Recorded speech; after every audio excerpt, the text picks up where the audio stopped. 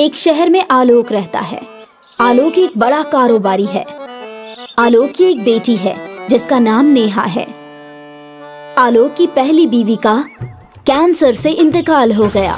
अब आलोक ने दूसरा निकाह अंजना से कर लिया। रंजना आलोक का बहुत ख्याल रखती है। रंजना सुबह सुबह आलोक के लिए चाय लेकर आती है। अरे रंजना, तुम सिर्फ हम दोनों का ही ख्याल रखती हो, अपना भी ख्याल रखा करो। आप दोनों के अलावा और मेरा है ही कौन? हाँ, लेकिन तुम सुबह देर तक सो जाया करो। ये चाय वगैरह मैं खुद ही बना लिया करूँगा। अच्छा सुनो, मैं तुम्हें बताना ही भूल गया कि मुझे 1 महीने के लिए दूसरे मुल्क जाना है। तुम अपना और नेहा का ख्याल रखना।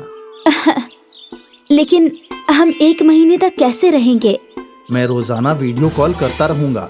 मुझे भी कुछ कहना है। हाँ कहो ना। ये नेहा के स्कूल का फॉर्म है, आप इस पर दस्तखत कर दीजिए। अरे तुम इतनी सफाई क्यों दे रही हो? मैं तुम पर भरोसा करता हूँ। लाओ, बिना पढ़े ही दस्तखत कर देता हूँ। पहले आप पढ़ तो लीजिए। तुमने पढ़ लिया तो समझो मैंने भी पढ़ लिया। आपको कब जाना है दूसरे मुल्क? आज शाम को ही मैं अपना ATM और क्रेडिट कार्ड देकर जाऊंगा, और घर पर रखा कैश भी तुम इस्तेमाल कर लेना। आलोक ने पेपर्स पर दस्तखत कर दिए और शाम को विदेश रवाना हो गया। नेहा अपने कमरे में सो रही है। आज उसे जगने में देर हो गई। नेहा की आँख खुली तो उसने देखा कि आज अम्मी ने उसे जगाया नहीं। अम्मी, आज आपने मुझे जगाया क्यों नहीं और नाश्ता भी नहीं लगाया? हाँ, मैं तो तेरी खिदमत करती रहूँ ना, जैसे कि तू कहीं की महारानी है जो हर सुबह तुझे जगाकर नाश्ता कराऊं। अम्मी, सब खैरियत तो है ना? हाँ, सब खैरियत है। जाके अब बावर्ची खाने में बर्तन मांज ले। लेकिन अम्मी, मुझे तो बर्तन मांजने आती नहीं। मांजने नहीं आती तो बर्तनों में खाना कैसे खाती है? चुपचाप जा और सारे बर्तन साफ कर दे। और हाँ, बिल्कुल चमकते हुए बर्तन चाहिए मुझे, वरना मुझसे बुरा कोई नहीं होगा। आज अम्मी को क्या हो गया है? मेरे साथ इतना बुरा बर्ताव क्यों कर रही है वो? अब जल्दी से बर्तन धो देती हूँ। अगर वक्त पे बर्तन नहीं धोए तो न जाने क्या हो जाएगा। नेहा बावर्ची खाने में जाकर जैसे तैसे बर्तन साफ करती है और उसे अपने अम्मी अबू की बहुत याद आती है। नेहा ने बर्तन साफ कर दिए और अपने कमरे में चली गई। दोपहर को नेहा को भूख लगी है और वो अपने कमरे से बाहर आई। उसने देखा कि रंजना सोफे पर बैठी है और टीवी देख रही है। मुझे समझ में नहीं आ रहा कि अम्मी से खाना मांगू या नहीं। वैसे ऐसा भी तो हो सकता है कि सुबह उनका मूड किसी बात को लेकर खराब हो, लेकिन अगर ऐसा है तो फिर अम्मी ने मुझे खाने के लिए आवाज क्यों नहीं लगाई? अम्मी रोज तो ऐसा नहीं करती, पर अब्बू के जाने के बाद से ऐसा ही चल रहा है। रंजना की नजर नेहा पर पड़ जाती है। क्या हुआ? यहाँ क्यों खड़ी है? अम्मी, भूख लगी है। अरे, ये भूखे लोग भी ना चैन से नहीं बैठने देते। कभी कुछ तो कभी कुछ। चल जा, बावर्ची खाने में जा और जो खाना रखा है वो खा ले। जी अम्मी, लेकिन बर्तन भी साफ करके रख देना। नेहा बावर्ची खाने में गई तो उसने देखा कि वहाँ रात का बासी खाना रखा है। नेहा की अपने अम्मी के पास जाने की हिम्मत नहीं थी, इसीलिए उसने रोते हुए वो खाना खा लिया। इस तरह 1 महीना गुजर गया और आलोक के वापस आने का वक्त हो गया। रंजना बेड पर बैठकर इंस्टाग्राम चला रही है। आलोक आज पूरे 1 महीने के बाद वापस लौटा, लेकिन रंजना ने उसे नजरअंदाज कर दिया। रंजना, तू मुझे ऐसे नजरअंदाज क्यों कर रही हो? अरे भाई, मैं इतने दिनों बाद घर आया हूँ, क्या तुम्हें खुशी नहीं हुई? ओ हाँ, समझ गया, मैं तुम्हें वीडियो कॉल नहीं कर पाया, शायद इसी वजह से मुझसे नाराज हो। रंजना, मैं बहुत परेशानी में था और अब मुझे बुखार भी है। इतने पागल क्यों हुए जा रहे हैं? क्यों इतना शोर कर रहे हैं? अरे विदेश से ही आए हैं ना, किसी फौज से थोड़े ही ना, जो घर को इतना सिर पर उठाकर रखा है। मतलब ये क्या हो गया है तुम्हें? मैं इतनी टेंशन में हूँ, फिर भी खुश होने की कोशिश कर रहा हूँ, लेकिन तुम मुझसे ऐसे क्यों बात कर रही हो? मैं अभी अपने दोस्तों के साथ व्यस्त हूँ। सभी इंस्टाग्राम पर चैट कर रहे हैं। रुको, अभी बाद में बात करते हैं। रंजना अपने फोन पर लग जाती है। आलोक गुस्से में कमरे से बाहर चला जाता है। नेहा बाहर खड़ी होकर सारी बातें सुन रही है। वो अपने अब्बू को 1 महीने में हुआ सारा वाकया बताती है। आलोक बुखार से तप रहा है, लेकिन उसका ध्यान नेहा रखती है। रंजना उठकर भी नहीं आती। क्या हुआ अब्बू? आप किस टेंशन में हैं? बेटा, अब तेरे अलावा कौन है सुनने वाला? हमारी कंपनी डूब गई, मेरे ऊपर बहुत कर्जा हो गया है। कोई बात नहीं अब्बू, आप टेंशन मत लीजिए, सब ठीक हो जाएगा। नेहा आलोक का अब और भी ज्यादा ख्याल रखती है। नेहा अपने टैबलेट में ऑनलाइन क्लासेस ले रही है। आलोक भी वहीं बैठा है। तभी वहाँ रंजना आती है। जब देखो तब इंटरनेट खत्म करती रहती है। बावर्ची खाने में काम पड़ा है, ये भी नहीं कि उसे खत्म करो, क्योंकि तुम्हारे अब्बा जान ने ही कराया है ना रिचार्ज। रंजना, ये कौन सी तमीज है बच्चों से बात करने की? और रिचार्ज मैं नहीं कराता तो कौन कराता? अब ये घर भी बेच रहा हूँ मैं। भिखारी लोग, आपके पास घर होगा तभी तो बेचोगे। क्या आप जानते नहीं कि ये घर अब मेरा है? मैं कितनी अमीर हूँ आपको अंदाजा भी नहीं। और आपका बिजनेस वो तो डूब गया है, मुझे सब पता है। अब तुम दोनों बाप बेटी गरीब हो। ओहो, तो तुम्हारा सलूक अचानक बदलने की वजह ये है। चलो अच्छा हुआ तुम्हारा असली चेहरा मेरे सामने आ गया। तो सुनिए मोहतरमा, जिस दिन आपने वो दस्तखत कराया था मुझे पता था कि वो कागजात मेरे जायदाद के हैं और मैं गैर मुल्क नहीं गया था, इसीलिए मैंने वीडियो कॉल नहीं किया।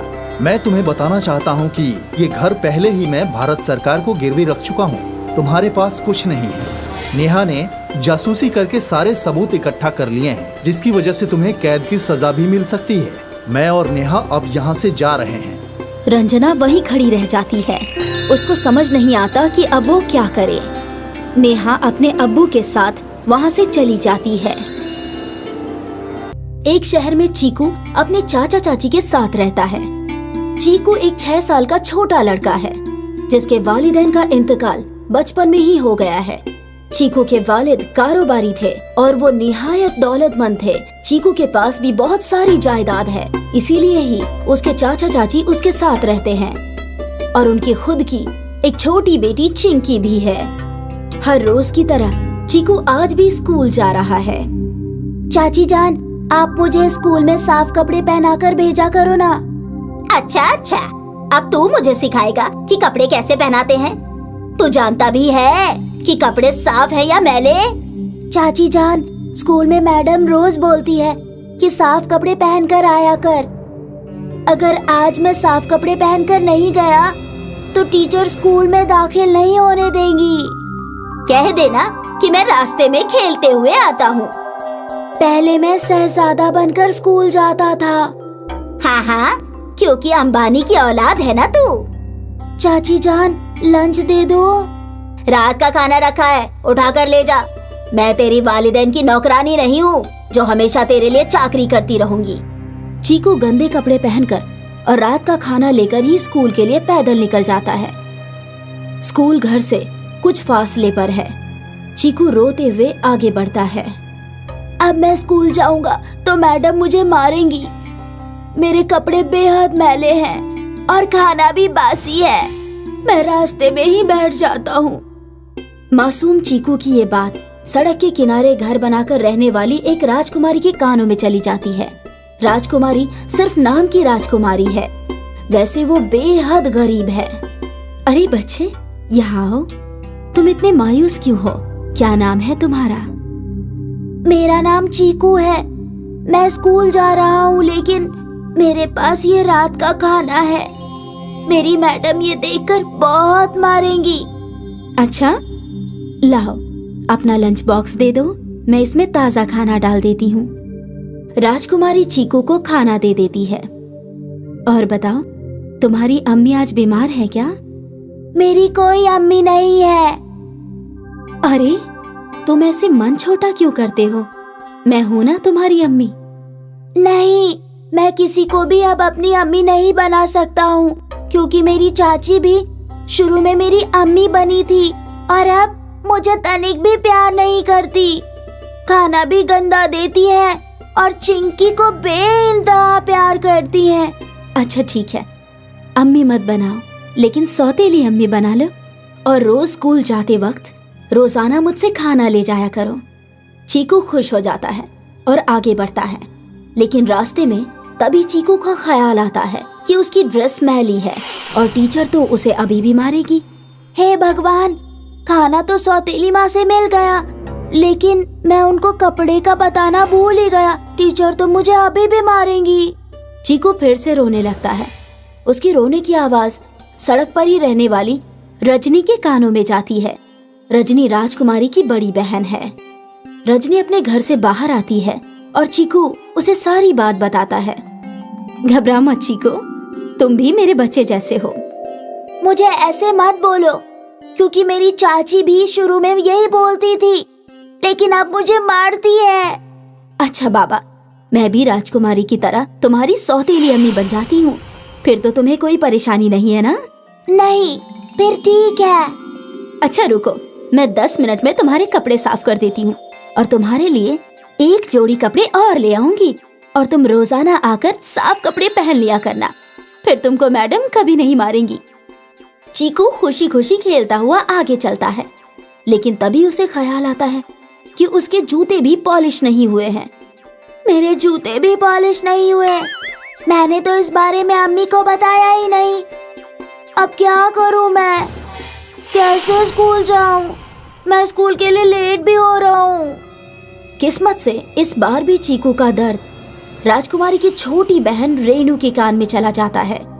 ये तीनों बहन पैसे से ही गरीब हैं, लेकिन दिल की बहुत अमीर हैं। चीकू की बात सुनकर रेनू ने भी अपने दिल के दरवाजे के साथ साथ घर के दरवाजे उस मासूम अनाथ के लिए खोल दिए, जिसे अब 2 अम्मी पहले ही मिल चुकी थी। चीकू रेनू को अब तक की सारी घटना बताता है। मेरे शौहर जूते पॉलिश का ही काम करते हैं और तुम रोजाना आकर अपने जूते पॉलिश करवाया करो। ऊपर वाले ने इंसान को इंसान की मदद के लिए ही बनाया है। मैं आपके पास नहीं आऊंगा। क्या हुआ? क्यों? ये बात मेरी चाची ने भी बोली थी और अब मुझे रोजाना ताने देती है। अच्छा बाबा, मैं अब तेरी तीसरी सौतेली अम्मी हूँ। अब खुश? चीकू बहुत खुश हो जाता है और स्कूल चला जाता है। अब चीकू खुश रहने लगा और रोजाना स्कूल जाने लगा। चीकू की ये खुशी चाची से कतई बर्दाश्त नहीं हो रही थी और उसने एक रोज चीकू को बुलाया। क्यों रे चीकू, आजकल तेरे गाल बहुत फूले फूले रहते हैं। मैंने तो तुझे कपड़े धोते हुए कभी नहीं देखा। तू इतना खुश क्यों है आजकल? और तू अब कोई शिकायत भी नहीं करता। चीकू मासूम होता है। वो अपनी चाची जान को सब बता देता है। मेरी 3 सौतेली माँ है और वो मुझे बेइंतहा प्यार करती है। हे भगवान, इस बुढ़े को जरूरी क्या था इतने सारे निकाह करने की? अब ना जाने किस किस को जायदाद में हिस्सा देना पड़ेगा। इससे अच्छा तो चीकू का ही घर से बाहर निकलना बंद करा देती हूँ। चाची चीकू को मारती है और उसका बाहर निकलना बंद कर देती है।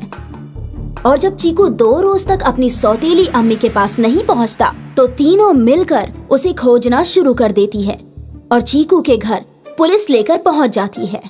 मेरी तीनों सौतेली अम्मी, आप सब आ गई। मुझे इनसे बचा लो। चाची जान बहुत मारती है, ये बहुत बुरी है। बेटा, तुम्हारी तीनों अम्मियों ने हमें सब कुछ बता दिया है। सारी जायदाद पर सिर्फ तुम्हारा हक है। अगर तुम अपनी देखभाल के लिए इन सौतेली अम्मियों को अपने साथ रखना चाहते हो तो रख सकते हो। बाकी नकली लालची चाचा और चाची को गिरफ्तार करके मैं हवालात ले जा रहा हूँ। पुलिस चीकू के चाचा चाची को लेकर जाती है और चीकू के पास उसकी तीनों सौतेली अम्मी छोड़कर जाती है। चीकू अब खुशी खुशी रहता है और अच्छे कपड़े पहनता है और खूब अच्छा अच्छा खाना खाता है।